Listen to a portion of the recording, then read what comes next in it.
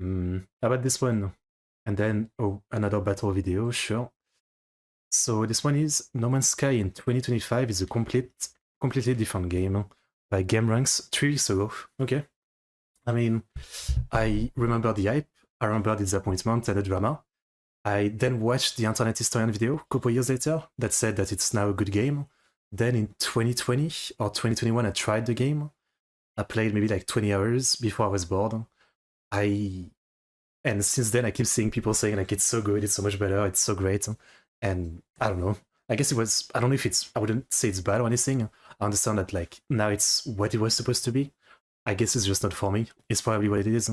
All I remember is that like, you know, the game looks nice, but the process is just like, you know, collecting random resource, and it was kind of boring. That's, you know, at least for my taste in game, I wasn't really into it. But who knows? I guess maybe now it's, you know, completely different again and all that. So let's find out about it. No Man's Sky in 2025. 10 days before launch, a huge By the way, dump I'm of eating some cake. information about No Man's Sky was released on Reddit by a guy called Damien, who revealed, among other things, that the quest to reach the center of the galaxy was much shorter than fans had imagined, and in general, there just wasn't that much to the game. Developer Hello Games quickly responded to the growing firestorm, first with a tweet from the co-founder of the studio, Sean Murray, asking people not to spoil all the secrets they've put into it, and then later with a more direct message saying that the content of the leaks isn't representative of the final game. 10 days later, No Man's Sky came out on August 9th, 2016, and the leaks were proven to be almost entirely correct. The final game was missing a significant amount of the promised features. There's so many games that do that. Like they have a trailer like 2 months before the launch. They're like, footage is not representative of the final product. And I guess they're right. The final product is like a downgrade from the actual graphics in the trailer or something. It's so fun like that. That fans were expecting, like landing on asteroids, playing as a trader, or even basic things like rivers, or actually functional portals, being able to interact with other players, you know, just multiplayer at all. The list goes on. The damning thing about it all was that this wasn't pie-in-the-sky fan projecting. Someone actually bothered to create a massive list of the things missing from the original release version of the game with receipts. There was like a Reddit list, and it was insane the amount of stuff that they promised that wasn't in the game. Yeah. But we'll see again. I do recommend the Internet Historian video. It goes really into like the in-depth of everything. They were like a super small team. You know, they basically released way too early. All that. It's an interesting video. I recommend it. I think it's called like the ungoodening of No Man's Sky. The most fun multiplayer part of No Man's Sky was dogfighting enemy fleets. You can do that. Okay. Interesting. Links to various articles, direct quotes from Hello Games and Sean Murray, or links to pre-release footage. There was a lot that was promised in the lead up to the release, and players had no reason not to expect to see this stuff in the final game, so when it wasn't there, a lot of people were understandably upset. This being the internet, of course, people took things too far. Someone went so far as to hack the Hello Games Twitter account, there were death threats, all that kind of stuff. Not the surprised. Internet has a long history of getting way too intense about video games to an unhealthy degree, and No Man's Sky was kind of the perfect storm for that kind of behavior. For one thing, it was a space game, which always seems to bring out the types who will write 1,000 to, 100,000 word essays that are meticulously researched about a game's relative strengths or failures. Look at Starfield or Star Citizen, games that... I was gonna say, what about Star Citizen, right? That game has sucked out so much money out of its player, but as far as I know, it's like the opposite of No Man's Sky. Well, No Man's Sky, has been actually making the game into more what it promised to.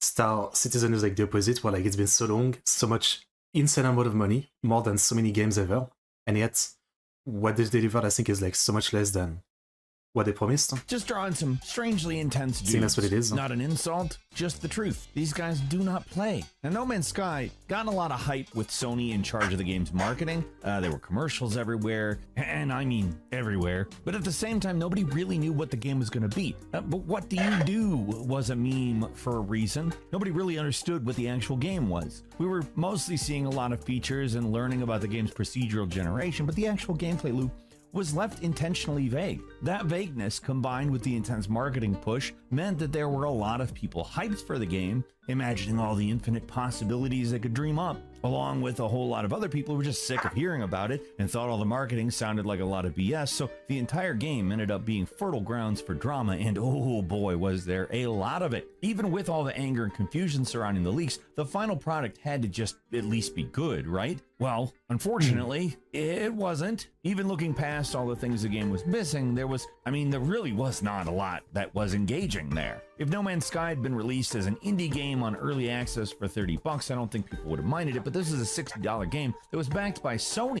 And really, again, like, I know it was supposed to have been changed, but that is what I felt playing in 2020, I think it might have been. Like, the game felt like so... You know, what I'd read about it is that it got so much better, and it's a great, like, space adventure simulator game. But when I played for like 20 hours, all I remember doing is like get on a planet, you know, get a bunch of resource. I started building a base. I went to some other planet. I tried to talk in some people, but there didn't seem to be much like in way of any interesting story or interaction. As I said, I guess I'm not crazy about sandbox. You know, I mean, I can enjoy sandbox when there's some direction, and in that game there wasn't too much. So I guess it's just, I guess we're not messing. I guess that's what it was. Your favorite? The ship update? Fair enough. So a lot of people assumed that it had AAA funding behind it. It didn't. And a massive development team. Also, it didn't. The reviews were middling and the fan backlash was intense. There were a lot of people who were legitimately very angry about the state of this game. So at that point, Hello Games had two options. Either give up the game completely or try and fix it. The thing is, there really just wasn't any option at all. Hello Games had to rehabilitate their reputation after the launch. I mean, they had, but at the same time, it could have been a great scam, right? They could have just run with the money, which is why, you know, even though, you know, still like not great, the fucked up launch, I guess I can respect the fact that they're still updating the game, and I think it's like not paid DLC. I think it's free update, so that's pretty sick. I mean, that is not what most company would have done. They had to reassure their fan base that they were serious about supporting the game. The story, you know? okay. It was make it or break it. And even though they were committed to continuously supporting the game, it was still a huge gamble for the devs. For as financially successful as No Man's Sky was, there was no guarantee that continuously supporting the game for potentially years with free updates would actually pay off. It was entirely possible. The fan base would move on to something else. Right, it's a volatile industry. Also, the game sucked. That's a big element that may have contributed to fan drift, so to speak. But hindsight says that Hello Games absolutely made the right decision. But they were on this folk, I guess. Despite how murky it looked back in 2016. But Hello Games had to show they were serious about improving No Man's Sky. They went dark for a little while before releasing their first major update, late November 2016, a few months after the initial disastrous launch. It was the 1.10 Foundation update. It had a lot of the significant changes to the terrain generation. It brought a lot of improvements to the space gameplay. It added base building. It was a promising start, and they just kept going. 1.20 Pathfinder added Exocraft. 1.30 added a new main story. 1.5 Next was the name of the update. Made huge sweeping changes to universe generation. Core crafting materials were totally revamped, and they added in player avatars. I could give it another try one day. It seems like the kind of game that I would enjoy, but I don't know. Just kept I didn't at the time. It's 2025 now, years and ago. there's been 31, not minor, major, named updates to No Man's Sky. And what's especially impressive about how fast they release, they're consistent, and they have been for a long time now, nearly a decade. And in contrast to most games, they just show no signs of slowing down. Updates are actually coming out faster in recent years compared to the early days. What's even more remarkable is that these updates, for one thing, they're completely free, and another is that the game, after 9 years, has absolutely no microtransactions of any kind. There's no in-game store, no season pass. There's nothing extra to buy. There's no subscriptions. You buy the game, and that's it. You have the game. It would have been so easy for them to take in the path of least resistance and start selling ships and resource packages, insert all kinds of live service crap into the game, and they just never did. All they did was just continue to support the game for years after most which is respectable. Moved on, and for that, Hello Games deserves some serious respect. In 2025, No Man's Sky is without a doubt in a better state than where it was in 2016. I mean, hell, by 2020, fans were already saying the game game finally did all the stuff they promised before release and then some, but I've found some Reddit threads that are 7 years old filled with people praising Hello Games for how much they've been supporting the game. And that would have only been 2 years after release, around the time... I was gonna say, I guess it must still be like, obviously at some point they fixed the game, so then they could have stopped there, but they keep updating it, and it's not like paid or anything. They're still doing all of this for free.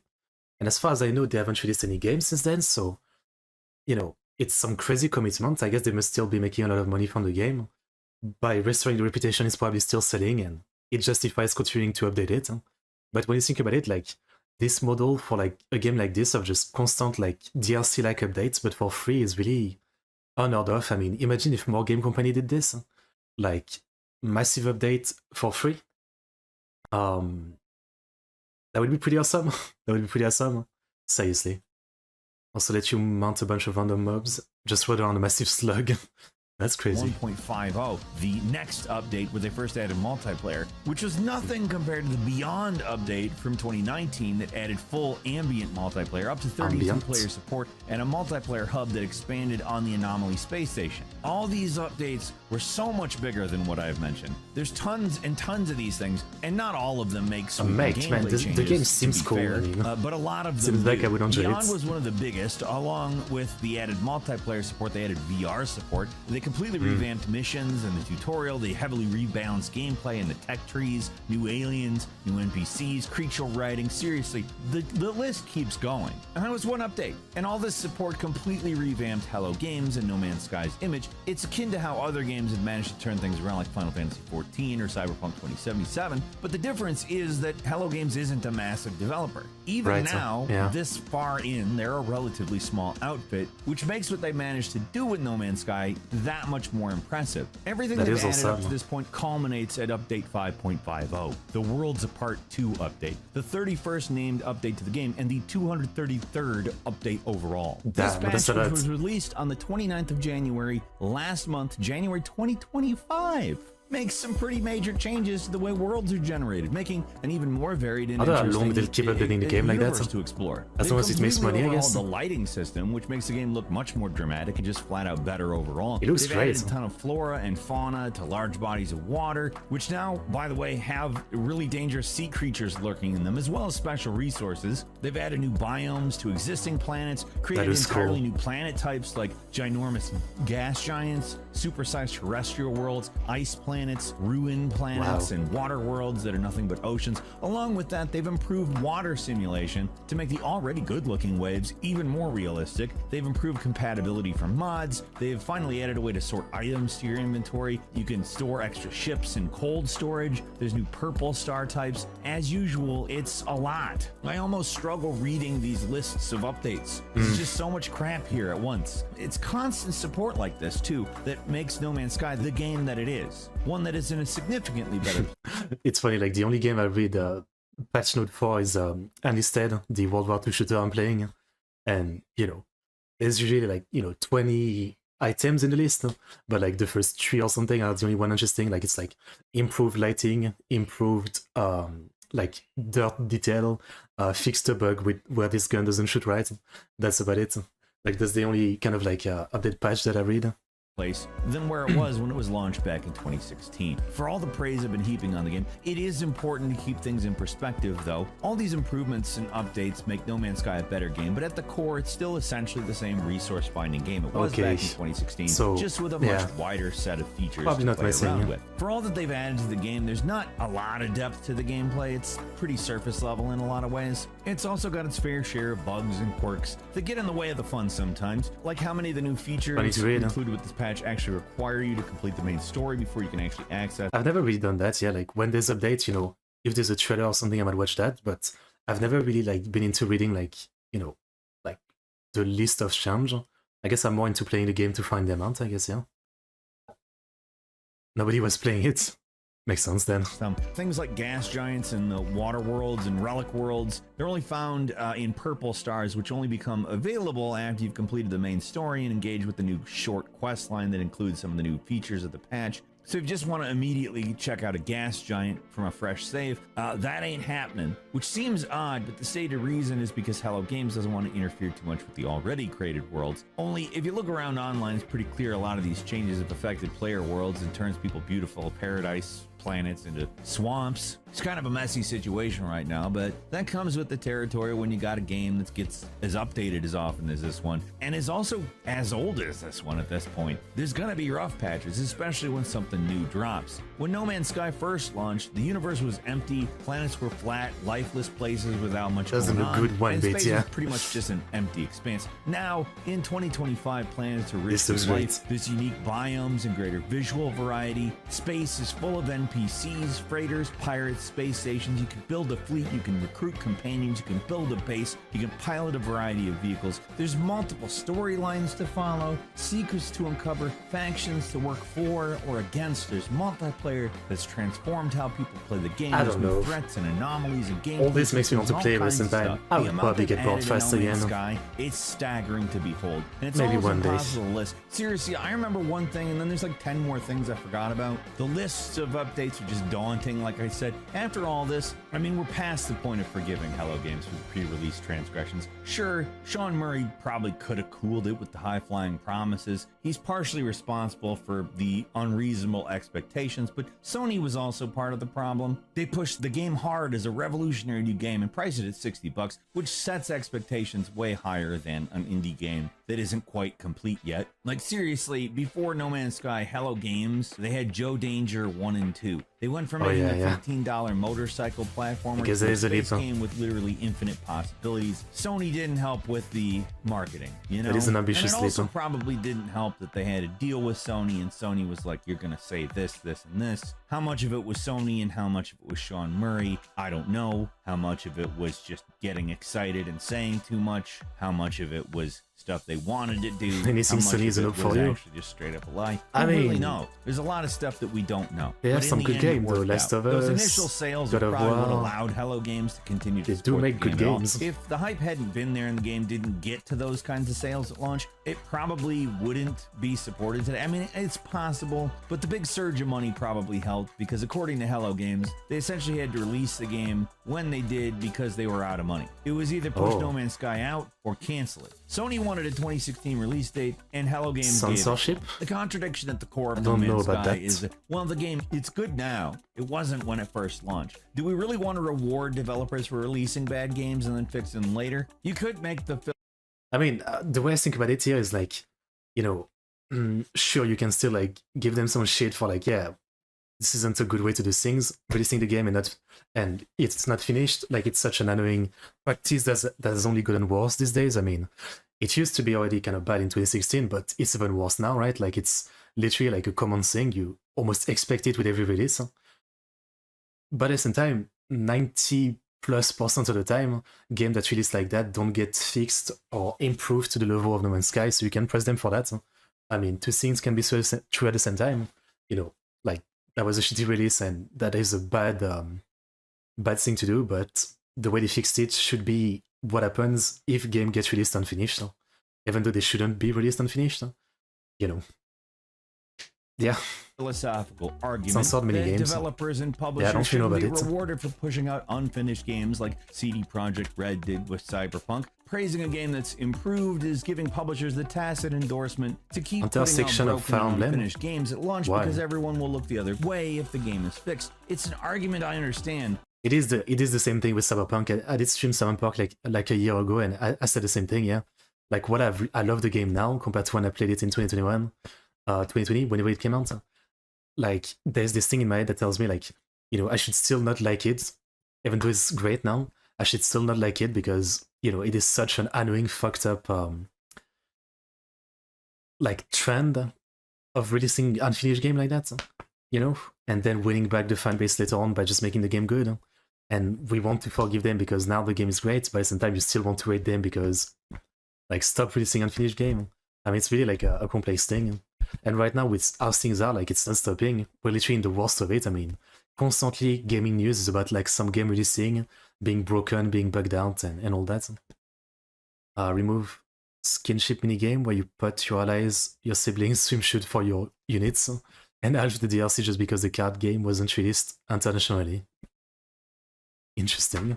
But also, I mean, stuff doesn't go like this every time. And it's not like people weren't mad when No Man's Sky came out. They definitely got the brunt of it, let's say. That said, the game's good now. Who really cares what it used to be like? It's not 2016 anymore, and we're talking about a game in 2025 as it exists now in 2025. So call No Man's Sky as of 2016 shit if you want to, but the game today is no doubt way better and deserves the praise it's gotten, especially because they have continued to support the game without inserting any unwanted crap like live service junk or microtransactions. They still fulfilled their promises with ambitious updates like multiplayer support. It's not that complicated. When a game launches and it's bad, say it. When a game gets fixed, acknowledge that too. It's not like every crappy game that comes out gets fixed. Most of them don't. No Man's Sky isn't unusual because it originally released in an unfinished. I mean, I think, like, are they the only one that have gone to this extent? Because when I think about it, even Cyberpunk,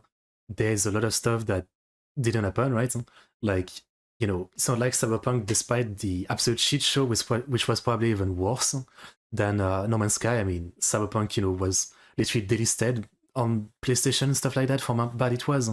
Like, while they improved the game, there was so much that was promised in terms of storyline, option, even potential DLC of stuff on the moon that never happened, and that they literally said that they might do in the second game.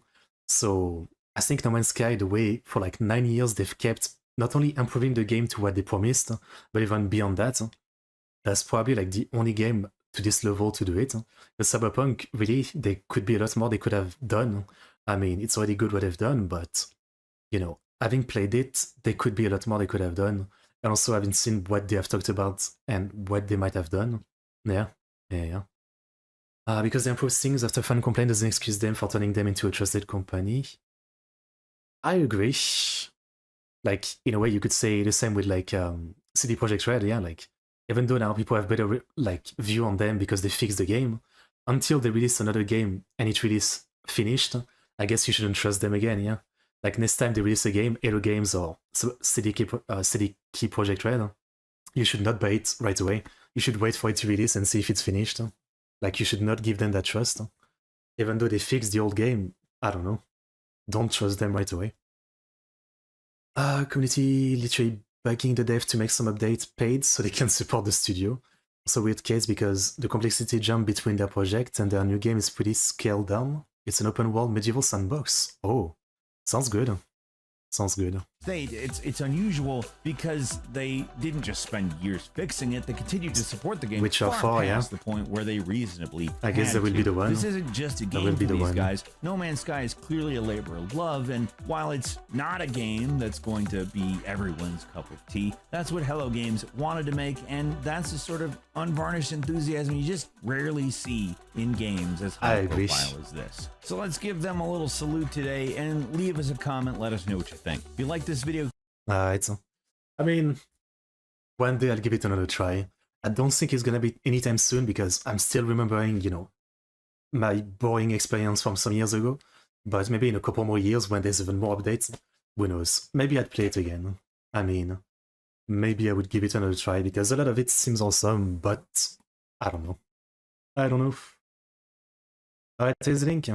Good stuff. And again, even though you can give them some shit for like being part of the bullshit of releasing unfinished game, you know, they fix things. It doesn't excuse the release, but at the same time, compared to 99% of other game, they not only fixed things, but they kept updating the game for free to such an extent, right? So I guess I'm fine with saying, yeah, that is pretty cool. I guess I'm fine with saying that, definitely.